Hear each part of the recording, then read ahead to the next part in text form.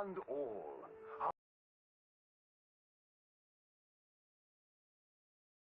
unseen by most new sights and scenes from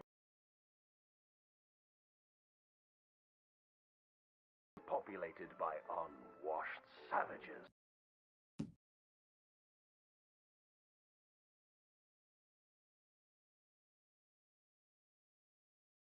To cover their reproductive organs.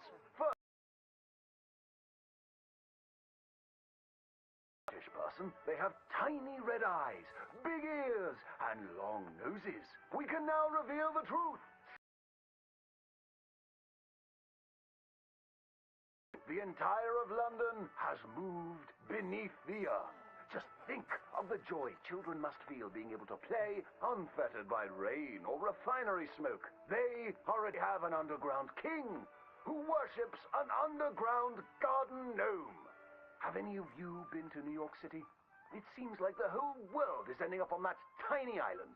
Now there's Lady Liberty, a marvelous statue. To welcome all the Irish people moving to our great country after all those potato problems. They are welcomed by tourists who toss potatoes out of the head of that lady. In New York City, they are making buildings so high, one day you can walk to the moon for a picnic. Wouldn't that be grand? It's true. Now, we spoke of that unwashed statue. It was a gift from France. How do you think France paid for such a gift? Wanton prostitution? Selling of wine and horse meat? No, sir. I'm here to tell you that underneath the streets of Paris, they have discovered black gold. That's right. And a few years ago, Gustave Eiffel of the Eiffel Oil Company built the tallest oil derrick in the world.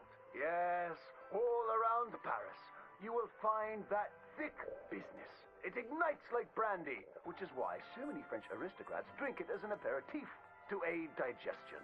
The women of France are dainty and fair of skin, partially because they use that crude oil to bathe in, anointing and greasing their bodies, often before committing sinful pleasures of the flesh.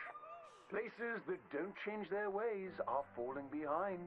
Visit the streets of Italy, and there is literally nobody left. The churches are empty. There is nobody drinking tiny coffees and slurping spaghetti in the streets. The Italians have never been known for good architecture, and their crooked buildings are falling over.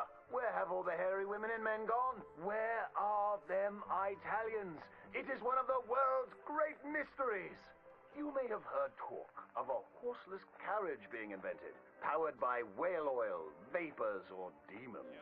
Ironically, that is a myth. What is more exciting, the Germans have developed a mechanized horse that never needs to eat or sleep. It is a marvel of invention and is intended to facilitate the German army when it invades France or Russia in their campaign to spread the gastronomical wonders of low-quality beer, sausages, and sauerkraut. They love cabbage. But other than America, where we have plenty of room, it is so crowded in Europe that they are racing to set up a new country at the North Pole where they can dine on the delicacy of frozen fish, penguins, and polar bears. Imagine a place that never gets hot. You don't sweat while toiling in the field, and ice is much cheaper there. At the North Pole, wearing furs and eating fish. My next adventure will be to visit Egypt, where I hear they live in giant triangles and talk in a Chinese-like language of birds and eyes and squiggly lines. And they worship cats, which is a bit worrisome and unsavory. Thank you, ladies and gentlemen, for joining me on these fantastic journeys.